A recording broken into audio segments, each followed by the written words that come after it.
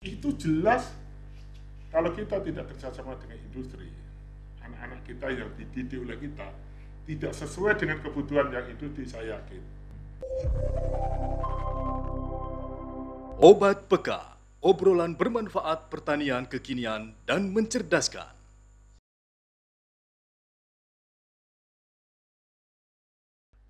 Sahabat guru pertanian di seluruh Indonesia, Assalamualaikum warahmatullahi wabarakatuh. Alhamdulillahirabbil alamin. Hari ini Balai Besar Pengembangan Penjaminan Mutu Pendidikan Vokasi Pertanian Cianjur kehadiran Bapak Pak Tanto dari Direktorat Jenderal Pendidikan Vokasi, beliau sebagai Sekretariat Jenderal di Direktorat Jenderal Pendidikan Vokasi Kementerian Pendidikan dan Kebudayaan dan Ristek. Sahabat pertanian di seluruh Indonesia, hari ini luar biasa. Assalamualaikum Pak Wartanto. Salam. Pak Ruli Basuni sebagai Kepala Balai. Alhamdulillah ini kita ngobrol-ngobrol santai nih Pak. Siap. Tentang pendidikan vokasi nih Pak. Sekarang yang diharapkan oleh Bapak Dirjen. Sebenarnya apa sih Pak inti dari pendidikan vokasi terutama untuk guru-guru nih Pak? Untuk guru-guru, karena Balai Besar Pengembangan Penjaminan Pendidikan Vokasi ini mempunyai tupoksi pengembangan dan penjaminan mutu pendidikan vokasi di bidang pertanian, Pak. Terima kasih. Salam untuk teman-teman, Bapak Ibu sekalian, untuk Bapak Ibu guru atau masyarakat yang mengguluki bidang pertanian. Boleh guru, boleh masyarakat, boleh juga para pemuda kita. Jadi kalau kita sekarang Kementerian Pendidikan dan Kebudayaan ini telah membentuk Dirjen baru namanya Dirjen Pendidikan. Dirjen Pendidikan Vokasi itu tujuannya yang paling utama adalah harus mencetak lulusan baik dari kursus, SMK, perguruan tinggi vokasi agar dia punya kompetensi di bidangnya, gitu kan, dan berdaya saing di dalam dunia kerja. Dunia kerja dua, berwirausaha atau bekerja di industri. Nah, orang yang berkompeten itu dipengaruhi oleh beberapa hal. Salah satunya adalah para instrukturnya, gurunya, dosennya. Kunci keberhasilan pembelajaran itu di mana? Ya gurunya itu, pendidiknya itu. Didukung dengan sarana prasarana yang memadai, didukung dengan kurikulum yang memadai. Apa? Memadai kebutuhan industri. Oleh sebab itu, kunci berikutnya adalah kalau ingin anaknya kompeten, kerjasamalah dengan dunia kerja. Nah, mengapa guru-guru kok dilatih di sini, di-reskilling, upskilling, ini sekalian. Pertama, masalah vokasi itu masalah kompetensi guru. Kan? Guru-guru yang ada, banyak guru yang berpuluh-puluh tahun, 5 tahun, ada yang belum pernah dilatih kembali. Padahal ilmu pengetahuan teknologi yang ada di dunia kerja lebih cepat perkembangannya daripada di sekolah. Gimana guru-guru bisa mendidik anak-anak sesuai kebutuhan industri kok gurunya sendiri nggak pernah di upskilling?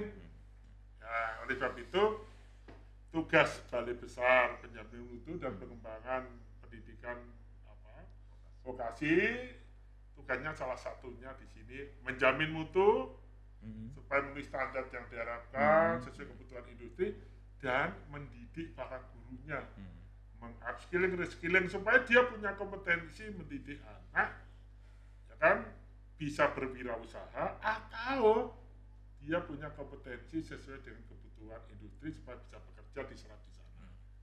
Nah, gurunya sendiri nggak kamu upskilling, lah gimana anak-anak dapat kompetensi relevan kebutuhan industri? Wong guru Jawa sendiri belum pernah. Lah inilah gambaran.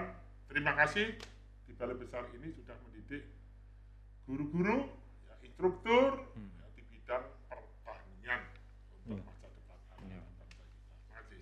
Ya Pak, tadi ada yang agak menarik nih Pak, masalah kompetensi. Tentunya tidak terlepas dari soft skill sama hard skill Pak. Karena anak-anak ini harapannya menjadi wirausaha dan bekerja mandiri. Seperti apa sih Pak karakter nih yang diusulkan oleh industri misalnya? Industri sudah punya standar.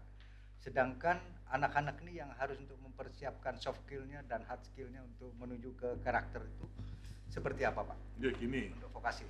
makanya saya mengatakan tadi, setiap satuan pendidikan atau sekolahan, sekolahan bagus, harus kerjasama dengan industri dulu. Bukan hanya hard skill-nya yang harus dicetak bareng. Yang lebih penting adalah karakter dan soft skill-nya. Yang tahu siapa sebetulnya? Yang tahu persis dunia kerja. Dunia kerja itu butuh anak yang kayak apa? Jelas karakternya, butuh tenaga kerja jujur, semuanya butuh nggak? Disiplin kerja, disiplin waktu, butuh sekali, semuanya butuh kerja. Ya disiplinnya kayak apa? Masing perusahaan punya standar disiplin yang beda-beda. Itu dari industri.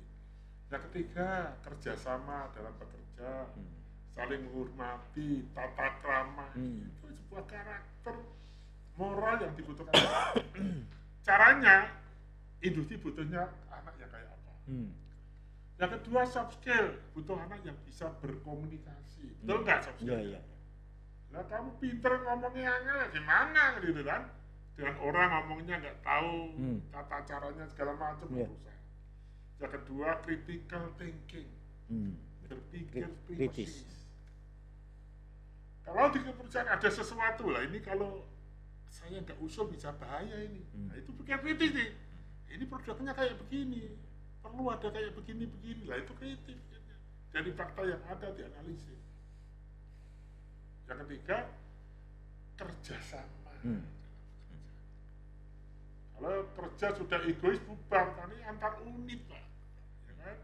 Perlu kerjasama antara dengan temannya, dengan pimpinannya, itu untuk bareng-bareng dia bisa memproduksi yang optimal. Yang keempat, ada inovatif, kreativitas.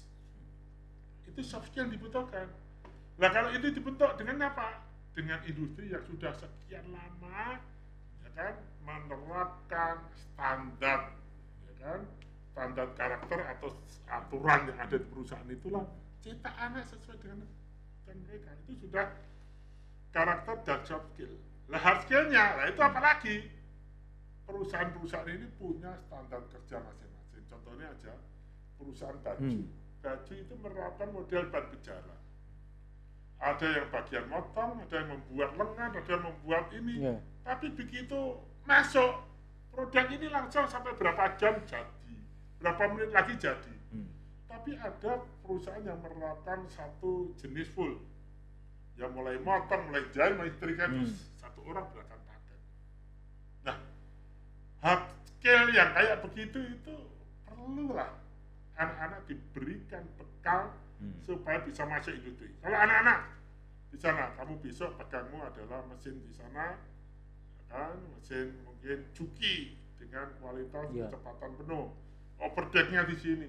Ya anak-anak dikerjain itu Pak, dia punya prosesnya, standarnya, ya kan, dengan kamu menyelesaikan jahit sekian, dilatih betul. Itu hard skill-nya. Kalau perbengkelan ya bongkar pasang mesin jenis ini berapa menit segala macam tuntas. Itu jelas kalau kita tidak kerjasama dengan industri, anak-anak kita yang dididik oleh kita tidak sesuai dengan kebutuhan yang industri, saya yakin kompetensi yang tidak sesuai, boro-boro industri mau menyerap. Ya kan deket aja malas, nggak ada relevansinya. Tapi kalau industri sudah tertarik, sudah kita ajak, punya tanggung jawab moral dan dia paham, itulah orang yang akan kita rekrut dan menguntungkan perusahaan. Nah, orang setengah mateng suruh kerja di dia, rusak bahannya, ngabisan bahan, latih lagi, keluar biaya lagi. Nah, inilah bentuknya kerjasama. Luar biasa nih sahabat guru pertanian di seluruh Indonesia. Sekarang ini saya akan tanya ke Pak Ruli sebagai kepala balai. Tadi guru adalah sebagai pendidik ya Pak ya, untuk anak-anak. Tentunya balai besar pengambilan penutup pendidikan vokasi ini adalah di sini tempatnya Pak, di Cianjur. Pak Ruli sebagai kepala balai tentunya dengan program Link and Match nih Pak, karena ada beberapa program yang sudah dilakukan upskilling. Apa harapan Bapak nantinya guru-guru itu setelah mengikuti program upskilling dengan Link and Match dengan dunia usaha dan dunia industri Pak? Ya, terima kasih. Alhamdulillah ya, balai ini kedatangan Bapak Presiden ke balai mudah-mudahan memberikan keberkahan bagi lembaga ini. dalam rangka juga untuk memonitor kegiatan diklat upskilling reskilling berstandar guru SMK kejuruan berstandar industri dan pelatihan guru vokasi penggerak berstandar industri. Kita sekarang sedang melaksanakan kegiatan, ada 3 tahapan Pak Ses ya.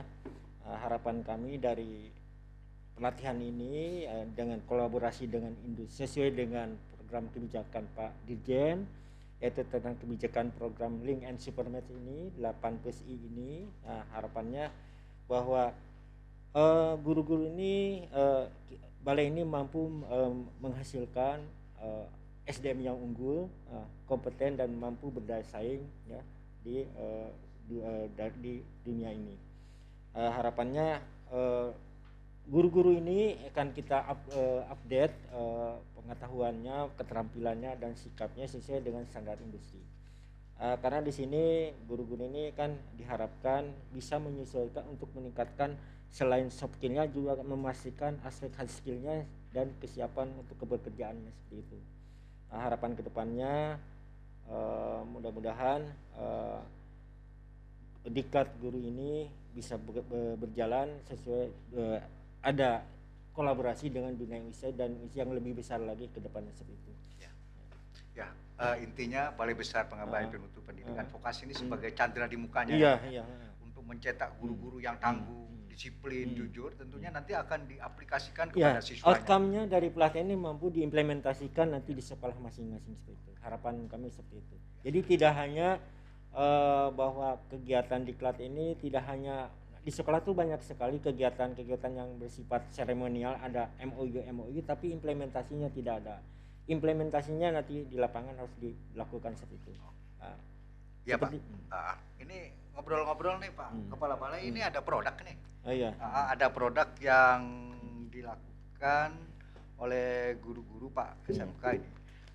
Ini adalah salah satu menerjemahkan Merdeka Belajar Pak. Di dalam Merdeka Belajar itu kan ada pengembangan kreativitas guru dan siswa. Ini sudah dilakukan lomba ya Pak ya? Atau ini produk kreatif oleh guru-guru Pak ya? Ini perjalanannya itu gimana Pak? Inilah terobosan balai kita melakukan pengembangan produk kreatif dengan mengundang beberapa SMK. Ternyata SMK ini mampu menciptakan pengembangan produk-produk yang berkreatif sekali ya.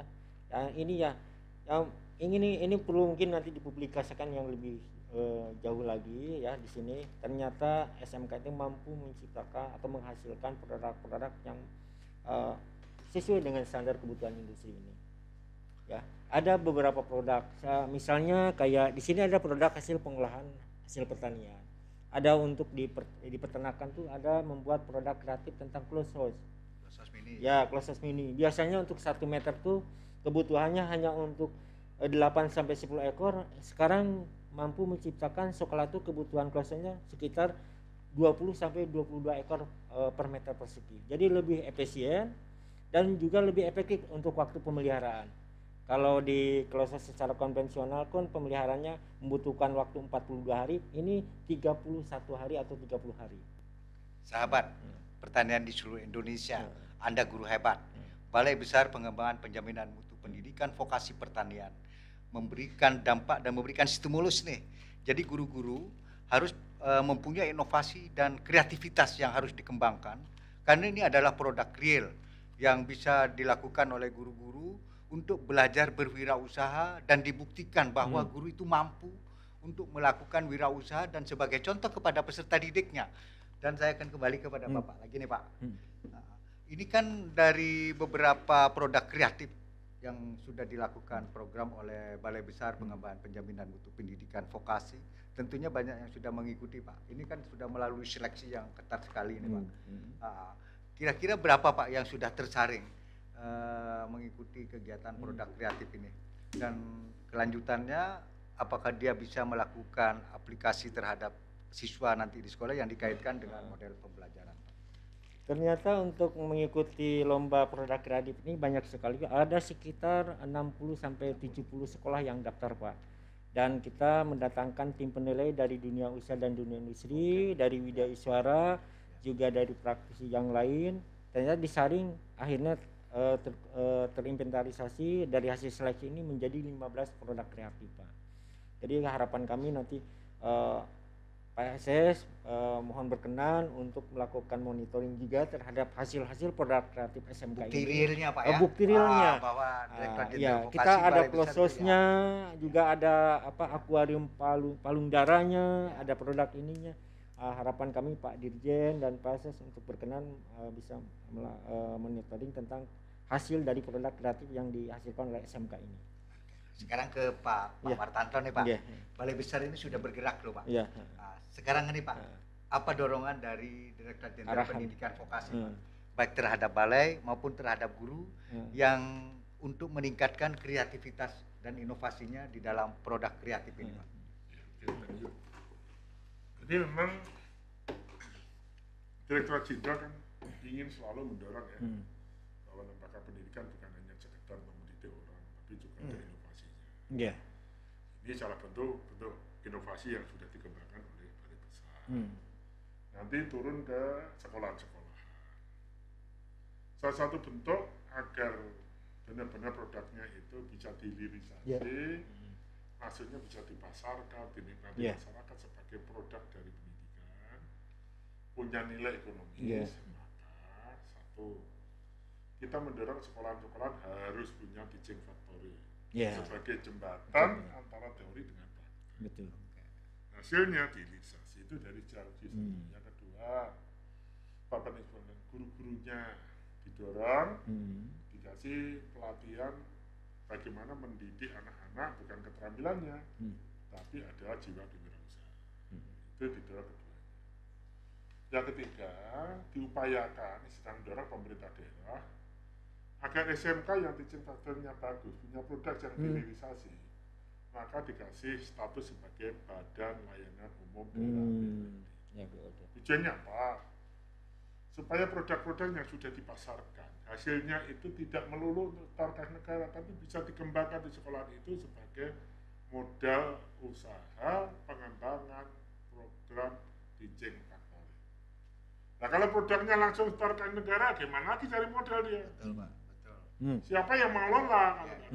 Itulah ada kan. Yang terakhir di SMK SMA itu juga didorong kerjasama dengan industri dengan kan, melakukan kerjasama project based learning. Jadi anak-anak itu bisa mengerjakan project dari industri. Nah, nanti anak-anak kan kompeten sekali karena apa? Sudah dia mengerjakan project dari industri, standar industri. Dia tahu standar hasil yang bagus kayak apa. Itu dari hilirnya untuk sekolahan. Sekarang sekolah itu kan gurunya dilatih balai besar, penjaminannya balai besar. Makanya di sini adalah satu langkah lebih bagus daripada SMK. Widya Iswaranya itu harus hebat, Pak. Bukan Widya Iswara yang bisa ngajar. Dia syukur Widya Iswara itu punya juga bisnis-bisnis di rumah yang untuk pengalaman. Kalau perlu Widya Iswara yang negeri cari instruktur dari olah yang relevan. Kan itu loh, boleh kan ngambil dari luar, boleh dari industri. Untuk mengimbangi kemajuan teknologi ya Pak ya. Itu. Yang kedua dimodernisasi alatnya. Kita bantu. Siap. Kalau mau gimana SMK alatnya baru-baru, balai besar alatnya ketinggalan. Yang ketiga, carilah hal-hal baru sebagai inovasi dengan dari kejuruan keahlian yang ada. Jadi kalau Anda dulu peternak ikan di apa Kolam. namanya di tanah biasa ada bioflok. Tapi itu jangan hanya begitu, sudah ada juga termasuk analisis ekonomisnya. Kapan BIP rupiahnya, BIP ikannya, harganya kayak apa, itu harus dianalisis. Itu satu, itu untuk dengan sendirinya. Kalau mendidik orang, masa orang dilatih beternak ikan, ini caranya ikan ada air dimasukin, udah pintar ya. Tapi yang namanya intensifikasi, ya kan? Itu penting. Bukan ekstensifikasi. Lahan 100 jadi 200 ya jelas lah besar. Tapi yang 100 untuk ikan dulunya 10.000, ini jadi 15.000 dan cepat gede, gimana itu? Teknologi. Teknologi yang berubah. Yang ketiga adalah balai ini juga harus memiliki yang namanya unit usaha. Produk-produknya depan buat unit usaha, marketnya di situ. Ya. Cari tenaga marketing yang hebat. Ya.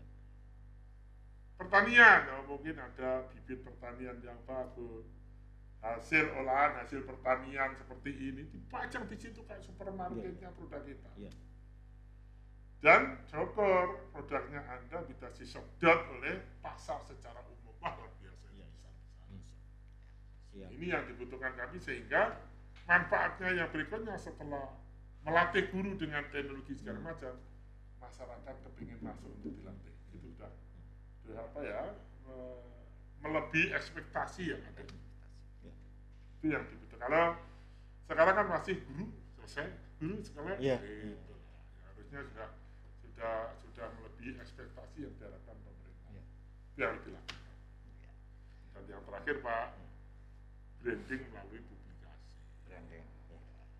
Supaya aku bisa lah, eksistensi Anda itu diperhitungkan. Eksistensinya itu juga menguntungkan masyarakat.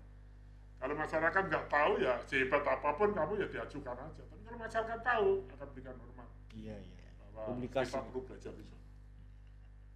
Ya. Terima kasih. Sahabat guru pertanian di seluruh Indonesia, itulah pertemuan kita dengan Bapak Wartanto, Sedijan, Direktorat Jenderal Pendidikan Vokasi Kementerian Pendidikan dan Kebudayaan Ristek. Terima kasih nih Pak Wartanto, salam vokasi dulu. Pak Ruli.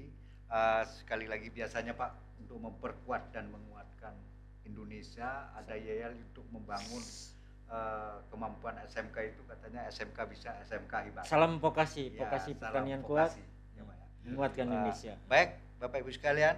SMK